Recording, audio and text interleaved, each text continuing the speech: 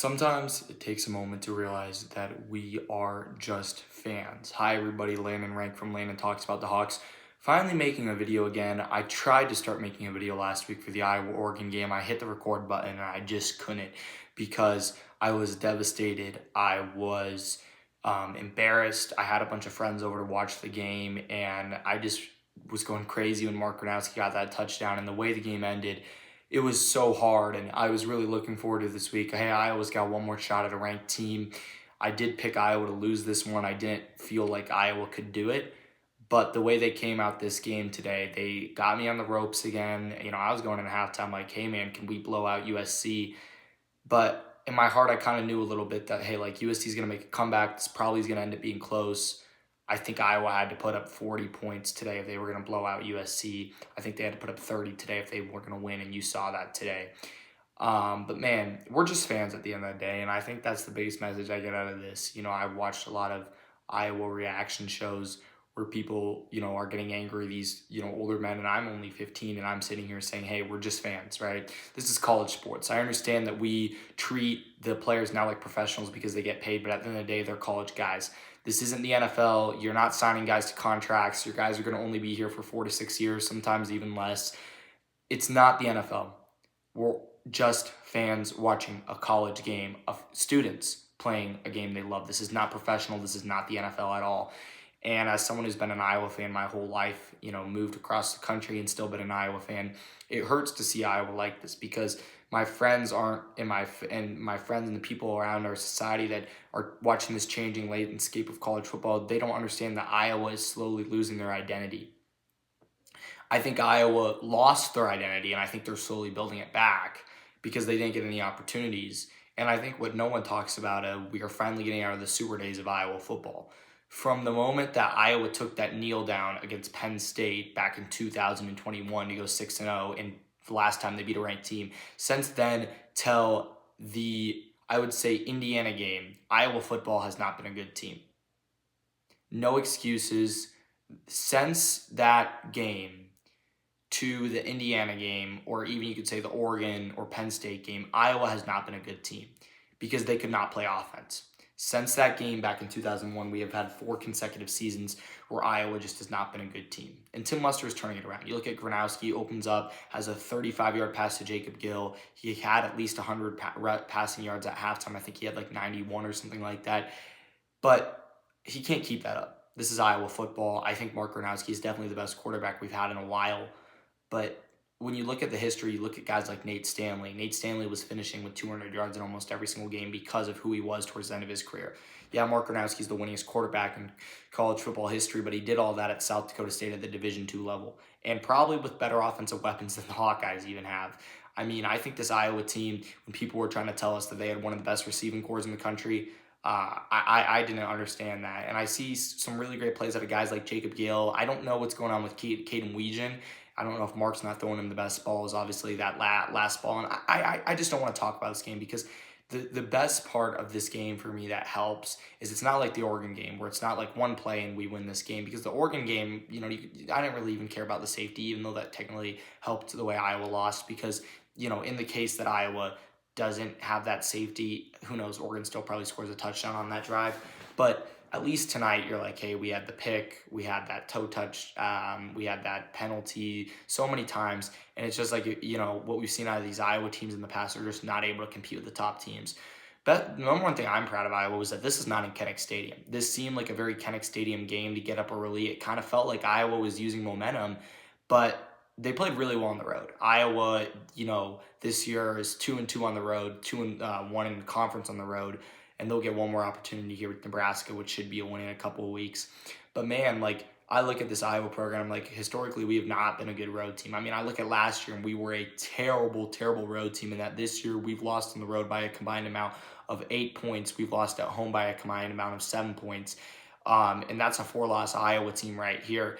And if Iowa wins out, we're talking about Iowa losing 4 games in the regular season by 15 points combined, which is really good. Last year's Iowa team, I can't even add it up. I mean, they lost to Iowa State by 1. They lost to Ohio State by 28. So right there's 29. They lost to Michigan State by 12. That's 41. And then they lost to UCLA by 3. That's 44. And then they lost to Missouri in the bowl game. So 41 compared to 15 is amazing. You know, the 2019 Iowa team only lost by 7. They lost 3 games by 7, 5, and 2. So 7, 5. Yeah, that's 12.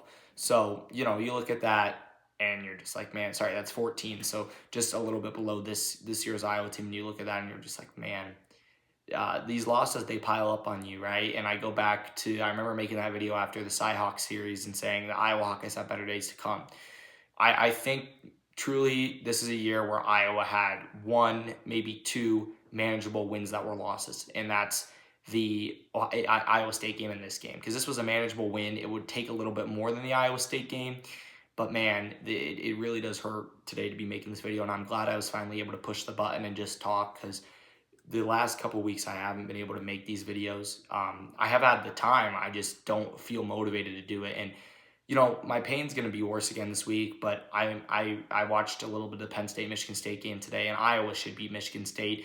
Do I think they're going to blow them out by 40? No, but I think Mark Gronowski, I heard it on Instant Iowa today, and I agree with it. Mark Gronowski's not an NFL quarterback. I don't think Mark Gronowski is going to make the NFL. He has a shot, but he has to do amazing things in these last 3 weeks. And he finally has to crack the 200-yard passing mark at some point. He needs to show, he needs to be able to get a deep ball touchdown. You know, we saw a 30-yard touchdown against Minnesota. We saw a nice 30-yard pass today, but he needs to break one loose for 50-plus from the air and finally get a 200-yard passing game. And I think it comes this week against Michigan State. Iowa needs to get this fan base back with them. Iowa needs to find a way to end the season on a momentum swing. I think one of the reasons why Iowa hasn't been able to really use momentum as they have in the past is because of some of these Big Ten championships that Iowa has ended the season with opponents that are way better than them. I think before COVID, Iowa was playing bowl games that teams that were worse than them, and I think now Iowa's going to that next level and playing teams that are better than them.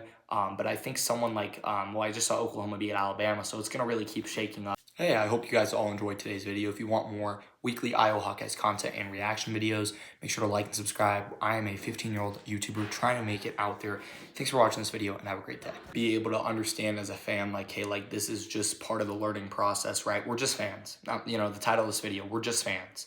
I can't stand that I'm a 15-year-old and there are 30 and 40-year-olds. I understand that some of them work for the Hawkeyes, some of them get paid, but you're getting paid for college guys. You're getting paid for kids that have college degrees. I understand it's more of a professional aspect now, but it's just a step up from high school. Imagine if you were sitting here saying, man, my whole week's ruined because some high school team lost. It's just a game. It's just a step up, and I have to realize that as a fan. I live my life, but it's not my fault when I was 10 and 11 that Iowa loses and my week's ruined, right? And, you know, that it sucks. But, you know, the last 3 years, Iowa's lost in a combined game. In every single season, they've lost at the end of the season 4, 5, and now this year 4, and they might have a 5th loss in a bowl game. But as I was saying about the bowl game, I'm sorry I got interrupted. You know, whoever Iowa can play. I don't want to play Missouri again. You know, here's your question for Iowa fans. Do you want to break that ranked streak so bad that you have a chance at losing to another ranked team to end the season? Or do you want an easier bowl game where you can go into some momentum? I would say let's face another ranked team. At this point, once you're already 8-4 and you're out of the playoffs, give us your best bowl game you got. Give us your best ranked team. Give Iowa one more shot. Mark Gronowski's last game. Give us the Outback Bowl and give us someone ranked 24th, 25th. Iowa won't be ranked after this week. I thought Iowa wasn't even going to be ranked after this week, and the committee won't give Iowa the 25th spot even at 4 losses.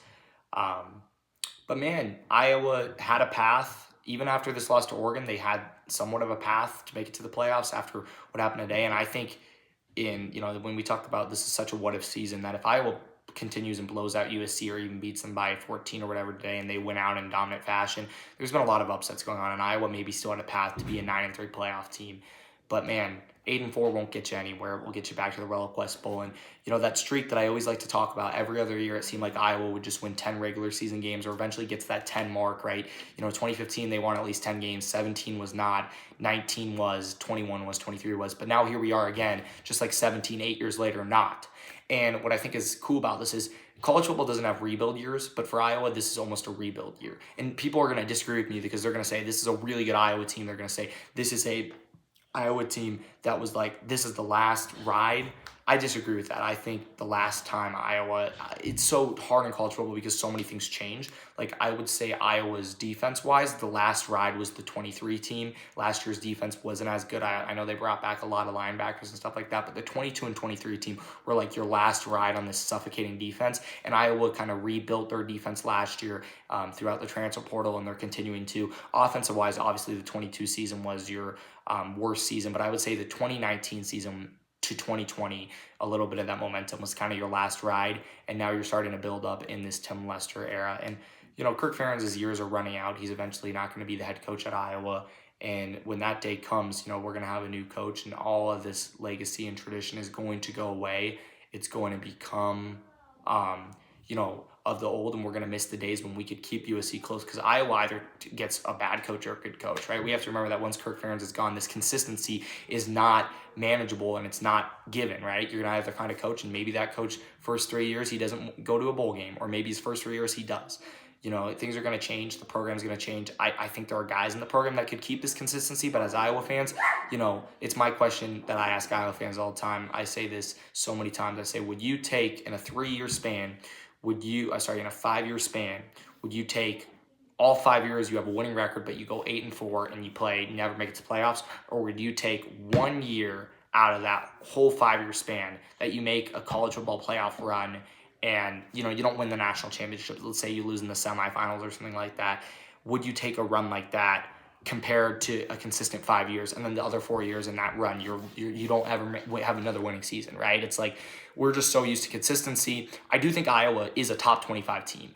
I do think they won't be ranked. I don't know if they crush Michigan State and Nebraska, if they would sneak in at 25 or 24, if they win their bowl game or whatever. But I think at the end of the season, you have to look at Iowa and say next year they're going to be the 25th best team in college football. They're going to have another shot next year. I really am excited to break down next year's schedule because I am very confident in their chances next year. They have so many more of these opportunities next year, and hopefully they can get it done. And I'm really hoping that Iowa will play a ranked team in their bowl game. But man, at the end of the day, we're just fans, and that's where I'm going to end it off today. The game, we don't control it. I'm not out there on the field. I didn't do anything tonight except sit on my couch and watch a game. And at the end of the day, that's what happens. Iowa loses 26-21 to USC. They blow a 14-point lead, the first time they've done that since that crooked Northwestern game, and it felt like that. It felt like, wow. My last thing I'm just going to say is it felt like USC was like, wow, this is really a top 17 team that's trying to make the playoffs. This doesn't look like a very good team. And then it just came out in the second half, and that happens to Iowa. And the consistency, man, that wasn't Iowa's defense's fault. That was Iowa getting outplayed by a really good football team. Hopefully we'll make a video next week after Michigan State. I also want to start making some basketball videos. Iowa's got a pretty light schedule this week. I think they have SEMO and somebody else. But yeah, thank you, and we'll see you later.